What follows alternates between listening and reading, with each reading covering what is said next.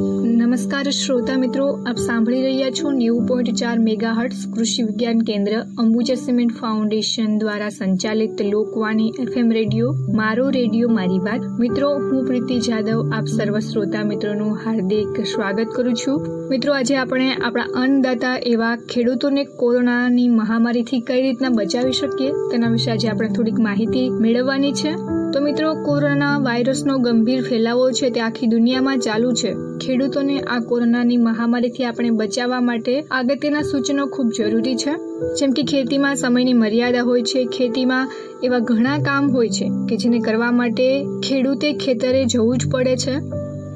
આવામાં ખેડૂતો માટે સાવધાની અને સુરક્ષાનું પાલન કરવું એ ખૂબ જ જરૂરી છે, જેથી કરીને આ મહામારીનો ફેલાવો ના થાય. પાકનું વાવેતર, ફળ, શાકભાજીને ઉખાડવા, પશુપાલન અને ડેરી ઉદ્યોગ, માછલી અને પોલ્ટ્રી ઇન્ડસ્ટ્રીઝમાં સાફ સફાઈનું પાલન કરી ખેડૂતોએ પોતાને સુરક્ષિત રાખીને જરૂરી કામ કરવા જોઈએ. ખેતીમાં હાથની જગ્યાએ મશીનથી કામ કરવું જોઈએ. કુશળ વ્યક્તિને મશીન ચલાવવા આપવું જોઈએ.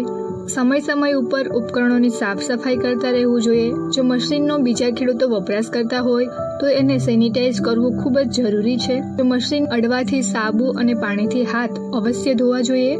પાકને હાથથી કાપવા અને ઉખાડવા સમયે 4 થી 5 ફીટ પટ્ટીઓમાં કામ કરવું જોઈએ.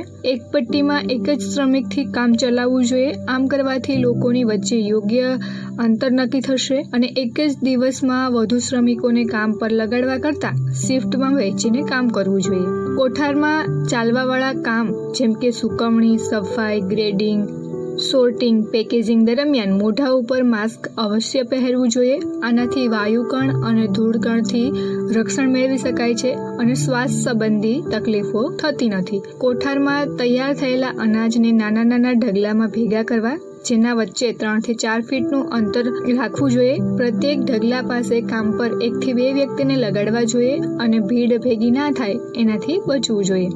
સંગ્રહ કરતા પહેલા અનાજ અને કઠોળને સુકવણી કરી લેવી. જૂટના કોથળાનો ઉપયોગ ભરવા માટે ના કરવો જોઈએ. 5% લીમડાના દ્રાવણમાં નવી બોરીઓની સારવાર કરીને અનાજ સંગ્રહિત કરો. કોલ્ડ સ્ટોર અને ગોદામથી મળેલી જૂટની ગુણીનો ઉપયોગ અનાજ ભરવા માટે સાવધાનીથી કરવો. ખાવા અને પીવા માટે શ્રમિકને અલગ અલગ વાસણ રાખવા જોઈએ. એક જ વાસણનો ઉપયોગ ના કરવો જોઈએ. પોતાના ઉત્પાદનને બજાર સુધી લઈ જવા માટે ખેડૂતે ધુલાઈના સમય પર પોતાની ખાનગી સુરક્ષાનું ધ્યાન રાખવું જોઈએ. પશુઓનું ખાસ ધ્યાન રાખવું. સવારે અને સાંજે બંને સમયે એમને સાફ પાણીથી નવડાવવું. પશુશાળામાં જતા પહેલા હાથને સાબુ અને પાણીથી ધોઈ લેવા. પશુશાળામાં ઓછા લોકોને જવું જોઈએ. દૂધ દોહતી વખતે અને પશુઓની આસપાસની સાફ સફાઈ કરતી વખતે ખૂબ જ કાળજી રાખવી જોઈએ. માછીમારોને સુરક્ષાનો ઉપયોગનું પાલન કરવું જોઈએ. સરળ ઉપયોગમાં સાફ સફાઈ, સામાજિક અંતર, માસ્ક પહેરવું, સુરક્ષાત્મક કપડાં અને જાળીની નિયમિત સાફ સફાઈ રાખવી. આ કોરોનાની મહામારીથી બચવા માટે ખેડૂતોને પોતાના કામમાં સાવધાની રાખવી એ ખૂબ જ જરૂરી છે.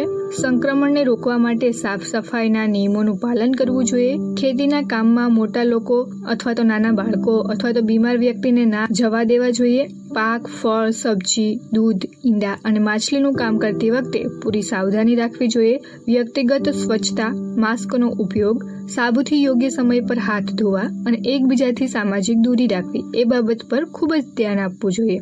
તો જ આપણે આ મહામારીના સંક્રમણને પ્રસરતા રોકી શકીશું. તો મિત્રો, આ કોરોનાની મહામારીથી ખેડૂતોએ કઈ રીતના બચવું જોઈએ તે વિશેની માહિતી અહીં પૂર્ણ થાય છે અને હું આરજે પ્રીતિ જાદવ આપની વચ્ચેથી રજા લઉં છું. ધન્યવાદ. કાલે ફરી મળીશું આ જ સમયે આ ચેનલ પર. નમસ્કાર.